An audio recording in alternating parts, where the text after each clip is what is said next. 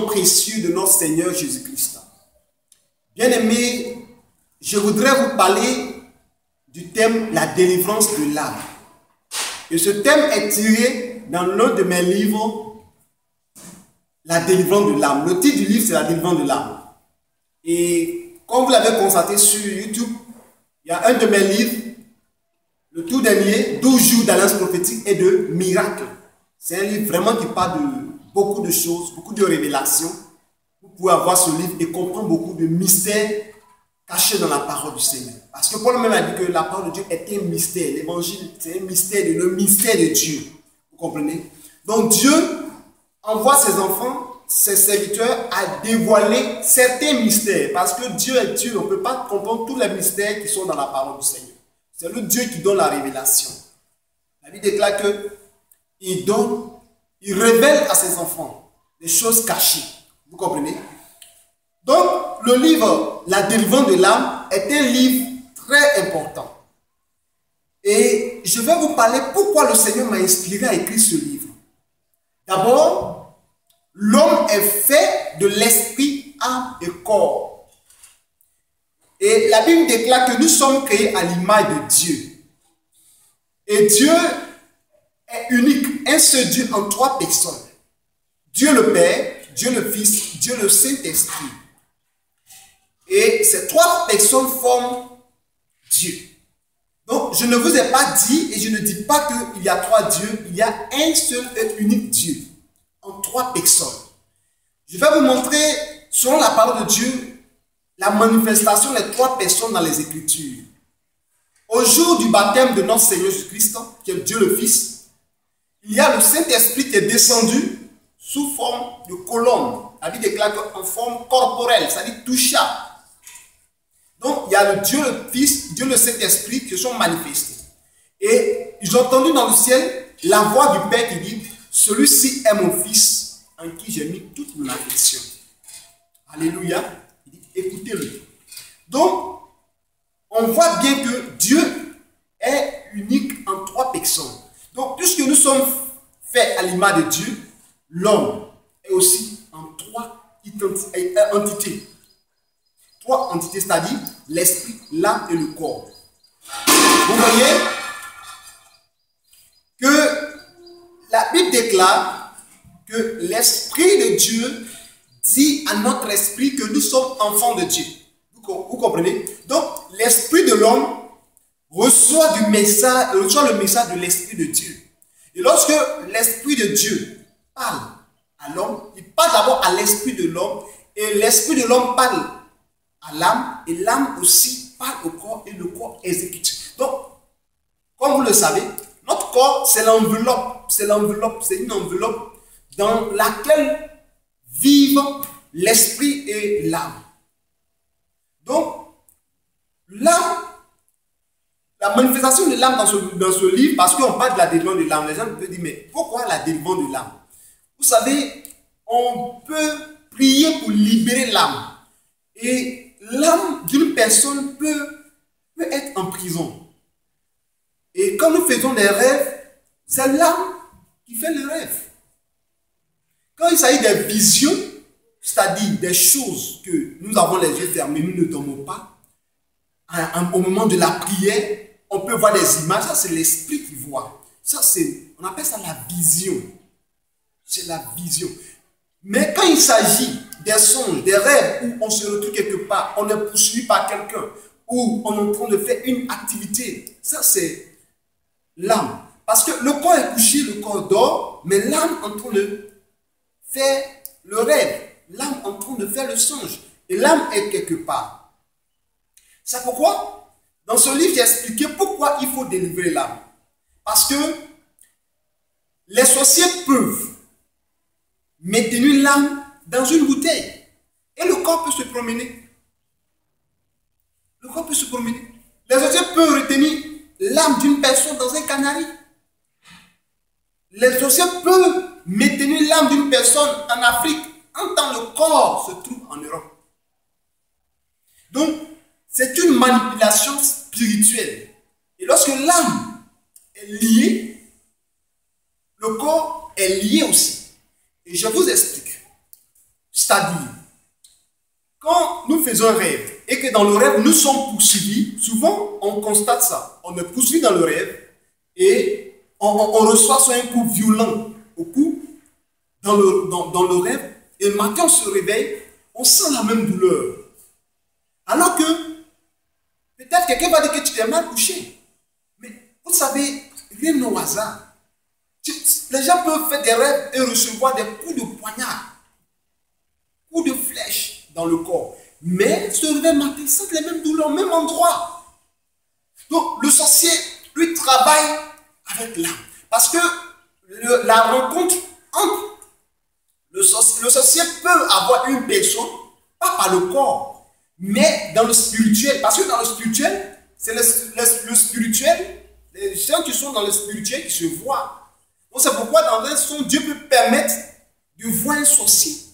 Dans le son, par ses actes. Parce que ça, c'est l'âme. L'âme qui voit. Vous comprenez? Donc, si l'âme est liée, vous êtes bloqué. Vous savez, dans le monde spirituel, c'est l'âme que le sorcier attaque. C'est l'âme que le sorcier lie.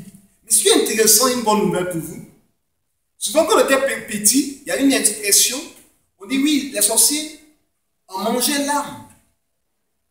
Je ne peux pas manger l'âme. Vous comprenez, je vais vous expliquer. La Bible déclare que ne craignez pas celui qui peut tuer le corps, mais craignez plutôt celui qui peut faire périr l'âme et le corps dans la gêne. C'est-à-dire dans l'enfer. Vous comprenez? Donc l'âme est immortelle. Mais pour qu'on puisse avoir le corps, il faut que l'âme soit torturée, l'âme soit en prison, l'âme soit vraiment dans une situation très compliquée, où l'âme ne peut plus rien faire. En ce moment-là, toute action qu'on va poser sur le corps, ça prend. Puisque l'âme et le corps sont liés. Donc celui qui a eu le corps, a eu l'âme plutôt, a eu le corps. Dans les Écritures, il est écrit que l'âme est liée par un cordon. C'est-à-dire, l'âme et le corps, il y a un cordon qui lie dans l'Ecclésiaste. Une fois que ce cordon est rompu, l'âme quitte le corps et l'âme va dans l'autre monde. Mais ce qui fait que l'âme est là, c'est que le cordon est toujours là. Le cordon est là. Une fois que le cordon est rompu, il y a une séparation. C'est ça, on dit que la personne meurt. Donc, quand une personne meurt, c'est l'âme qui sort du corps. Et l'âme sort du corps. Et l'âme se trouve dans un endroit invisible, un endroit où il devient l'âme est spirituelle. Parce que l'âme ne peut pas, le corps ne peut pas traverser le mur. Alors que l'âme peut traverser le mur. Vous comprenez? C'est pourquoi quand les gens meurent, ils n'ont pas besoin de prendre par la porte. Souvent, les morts imminents, comment dirais-je, NDE, les gens qui meurent, les morts cliniques et qui ressuscitent après, ils disent parfois qu'ils flottent dans le plafond, ils voient tout ce qui se passe. Le docteur, dans la salle de l'opération, ça c'est l'âme qui est sortie. Et lorsque l'âme s'approche de la personne, l'âme est transparente et invisible. C'est-à-dire l'âme ne peut pas toucher le corps. Mais alors que le monde spirituel, dès que l'âme sort de ce corps-là, l'âme rentre en contact avec le monde spirituel. Et le monde spirituel, tout ce qui est esprit se voit. Et là-bas, il peut se toucher. C'est-à-dire un démon peut toucher l'âme. L'âme peut toucher un démon. Un sorcier qui sort de son corps, il sort avec son âme. Les deux peuvent se toucher. Vous comprenez? Et là-bas, le combat qui se passe est réel. C'est pourquoi les anges aussi, étant esprits, lorsqu'il y a un combat, ils combattent contre les démons. Et là, c'est réel, c'est entre eux, esprit. Mais on peut pas, le corps ne peut pas se battre avec l'esprit. C'est pas possible. C'est pourquoi, lorsque nous prions, l'ange de Dieu vient mener le combat. Et là, c'est entre eux, esprit et le combat. C'est-à-dire, lorsque l'ange frappe à l'épée, frappe le démon prend le coup, il sent la douleur. Mais sur le côté physique, on ne peut rien voir. C'est comme le vent, ça n'a pas d'effet. Vous comprenez? Donc, la délivrance de l'âme, il faut que l'âme soit délivrée. L'âme d'une personne peut être liée. L'âme d'une personne peut être emprisonnée. L'âme d'une personne peut être dans un trou. L'âme d'une personne peut être liée dans une maison familiale. Et en ce moment-là, la personne ne peut pas se mouvoir. C'est-à-dire, si on t'a lié dans une maison de célibat, l'âme est liée là-bas. Tu vas te marier. Si on a lié ton âme dans un moment, dans une prison de débauche, tu seras une personne dans la débauche. On a lié ton âme dans une prison de chômage, tu seras un chômeur et rien ne va bouger dans ta vie. Et même, il y a des âmes qu'on lit dans la maladie. Et tant que l'âme n'est pas délivrée, la personne ne peut pas obtenir la délivrance ni la guérison. Vous comprenez? Donc c'est ce que je voulais partager avec vous. Parce que la délivrance de l'âme est très importante. Et tout cela, c'est appuyé par des versets bibliques. Vous comprenez, non? Par des versets bibliques. Bien aimé, je continue dans le livre de Psaume 124, versets 7 à 8. J'ai fait la lecture. Notre âme s'est échappée comme l'oiseau du filet d'un oiseleur. Le filet s'est rompu et nous sommes échappés. Notre secours est dans le nom de l'Éternel qui a fait les cieux et la terre. Vous comprenez? Notre âme s'est échappée comme l'oiseau du filet d'un oiseleur. C'est de David. Nulle part on a vu dans la Bible où le corps de David était dans un filet. Le combat était spirituel. Donc David se voyait quelque part dans les rêves, dans les songes, qu'il était emprisonné par le monde des ténèbres. Parce que c'est un roi. Donc, cette onction qui était sur sa vie, il était dominé par le monde des ténèbres. Donc, les gens voulaient assujettir sa vie. Et David voyait et commençait à prier jusqu'à ce qu'il voie son âme délivrée, son âme échappée du filet du oiseau. Donc, le sorcier tend des pièges. Et s'il a connu ses pièges, c'est ton âme qui sort. Et l'âme qui sort, on peut appeler ton âme par ton nom. Et ton âme peut venir. C'est pourquoi souvent quand vous recevez, vous entendez une voix comme ça, et ne répondez pas. Vous ne savez pas qui vous appelle. Souvent dans la maison, vous entendez une voix. Mais c'est quelle voix qui vous appelle? C'est pourquoi, avant de répondre, vous devez vous assurer que c'est quelqu'un que vous connaissez qui vous appelle. Ou soit, quand vous voyez que cette voix se répète et vous entendez à gauche, à droite, vous ne voyez personne, vous liez dans le sang de Jésus carrément. Cette voix, je fais taire cette voix dans le sang de Jésus-Christ de Nazareth. Et vous allez voir que cette voix va se taire parce que le sang de Jésus a une autorité, une puissance rédemptrice, une puissance de délivrance au niveau du sang de Jésus.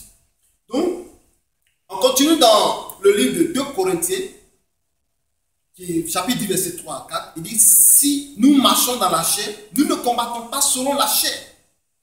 Car les armes avec lesquelles nous combattons ne sont pas charnelles. Elles sont puissantes par la vertu de Dieu pour renverser des forteresses. 2 Corinthiens chapitre 10, verset 3 à 4. Donc, le combat est spirituel. Donc, pour que l'âme soit délivrée, il faut se mettre à prier. Il faut se mettre à prier. Rentre dans le moment de jeûne, de prière, de déclaration prophétique. Demandez à Dieu de libérer votre âme. Si vous n'arrivez pas à vous marier, vous ne voulez pas apostoliser, vous n'avez pas voir la gloire de Dieu, la puissance de Dieu. C'est le moment de proclamer, de libérer votre âme, des déclarations prophétiques. J'ai un témoignage. À un moment donné, j'ai eu tellement d'attaques. Un jour, Dieu me dit, va au Ghana. Et je suis parti et Dieu m'a orienté sur un homme de Dieu, prophète. Et je suis arrivé là-bas. La révélation a été donnée que mon âme était coursier. C'est-à-dire, on envoyait mon âme courir à gauche, à droite, dans le spirituel. Parce que lorsqu'ils ont prié, ils ont vu qu'un petit enfant qui avait un panneau qui se promenait au milieu des personnes, des grandes personnes, et puis on l'envoyait à gauche, à droite. Et certainement, c'était mon âme. C'est-à-dire, le monde des ténèbres a réussi à assujettir mon âme, au point qu'étant serviteur de Dieu, ils ont rendu mon âme petit. C'est-à-dire, ils m'ont rendu petit. Alors que la Bible déclare que ce qui est en nous est plus grand que ce qui est au dehors. Puissant. Donc, le monde des ténèbres cherche à nous rendre petits, à nous assujettir. Et lorsque l'homme de Dieu m'a dit, va et prie, et déclare que Dieu libère ton âme, je suis venu, j'ai prié, j'ai vu la délivrance de mon âme. Mon âme a été libérée, mon âme a été restaurée. Donc, bien aimé, il faudrait que tu pries pour que ton âme soit délivrée, libérée, et tu verras l'amour de Dieu. Alléluia. Il est écrit dans le psaume 142, le verset 7 à 8. Sois attentif à mes cris, car je suis bien malheureux. Délivre-moi de ceux qui me poursuivent, car ils sont plus forts que moi. Tire mon âme de sa prison, afin que je célèbre ton nom. Les justes viendront m'entourer quand tu m'auras fait du bien. Alléluia. Vous voyez, il s'agit de David qui crie toujours. Il dit, tire mon âme de sa prison. Vous savez de quelle prison? David était dans les cavernes. David était vraiment poursuivi par Saül.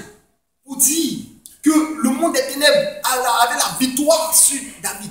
Et cette victoire sur David amenait David à fuir partout. n'avait pas de repos. Il passe un peu ici. On dit que David n'est pas là. Il passe, on dit qu'il est passé par ici. Et David n'avait pas de repos, n'avait pas de paix. Il courait, il partait dans les cavernes. C'est pour là-bas, il priait. Il criait à l'Éternel. Il dit, Seigneur, quand il fait des sons, il voit que son âme est dans le filet. Il tire mon âme de sa prison. Reçois le lieu où son âme se trouve. Toi qui m'entends, que le Saint-Esprit, les anges de Dieu libèrent ton âme. Au nom de Jésus-Christ de Nazareth. Que ton âme soit libérée et restaurée par la puissance de Dieu. L'âme est très importante. Parce que dans ce livre, je n'ai expliqué plusieurs points concernant l'âme. Dans le livre de Job 33, verset 14 à 18, Job 33, 14 à 18, je fais la lecture. Dieu parle cependant tantôt d'une manière, tantôt d'une autre. Et l'on n'y prend point garde. Il parle par des songes, par des visions nocturnes, quand les hommes sont livrés à un profond sommeil. Quand ils sont endormis sur leur couche, alors il leur donne des avertissements et met le sceau à ses instructions afin de détourner l'homme du mal et de le préserver de l'orgueil, afin de garantir son âme de la force et sa vie des coups du glaive. Alléluia. Je signale que ces écrits sont tirés de la Bible du second. Vous voyez que Dieu même nous parle. Parce que Dieu sait que l'homme ne peut pas voir dans le spirituel. Et l'homme peut voir dans le spirituel lorsque l'homme se couche et l'homme dort. C'est pourquoi Dieu parle tantôt d'une manière, tantôt d'une autre, dans une vision, dans un songe. Et pour tout cela, pour nous préserver, pour nous avertir que, il y a un danger. Et c'est pourquoi quand nous dormons et que nous faisons des songes, et que le songe, des cauchemars, des choses terribles, on se lève, on prie. S'il y a des bonnes choses aussi, on proclame la grâce de Dieu, la bénédiction de Dieu. Et on barricade par le sang de Jésus, afin que cette promesse de Dieu que nous avons vue ensemble ne soit pas retardée par le monde des ténèbres, ni attaquée. Vous comprenez? On dit, afin de garantir son âme de la force. Donc le Seigneur nous prévient tout le temps, dans les songes. Et il nous parle la journée, on n'entend pas, il y a tellement de bruit. Il attend à ce que lorsque nous sommes couchés, nous sommes plongés dans un sommeil profond, c'est là que Dieu nous parle, dans une vision, dans un songe. Et il nous montre l'état de notre âme, où nous sommes, quels sont ceux qui nous attaquent, quel est le danger qui nous guette. Et lorsque nous nous levons, on dit, tiens, je viens de faire un songe. Dans le songe, voici telle chose j'ai vue, voici telle chose, et on se met à prier. Et en priant, nous déprogrammons tout le plan de l'ennemi. Nous déprogrammons tout le plan du monde des ténèbres. Et nous avons la victoire. Donc, l'âme est un élément essentiel de communication avec Dieu. Un élément de vision, un élément de révélation. Vous comprenez? L'esprit peut voir des choses. L'esprit n'a pas besoin de faire des sommeils profonds. L'esprit est rapide. L'esprit, c'est une vitesse. L'esprit peut voir en un instant de l'Afrique à l'Europe, de l'Europe à l'Afrique. L'esprit est rapide. Mais l'âme se déplace au même rythme que le corps. C'est-à-dire l'âme peut se déplacer. Mais le monde des ténèbres, la sorcellerie, l'âme se déplace avec des instruments mystiques.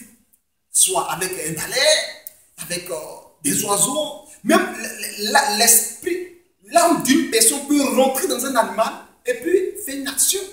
C'est ça, l'âme. L'âme, puisque c'est l'âme esprit, l'âme invisible. Donc l'âme qui peut rentrer dans le corps de l'homme, l'âme du sorcier peut sortir du corps du sorcier ou de la sorcière et rentrer dans un orgie, puis rentrer dans un serpent, pour aller mordre une personne, sortir, pour rentrer dans un chien, pour contrôler une maison, rentrer dans un chat, pour contrôler une personne. Donc l'âme est très importante.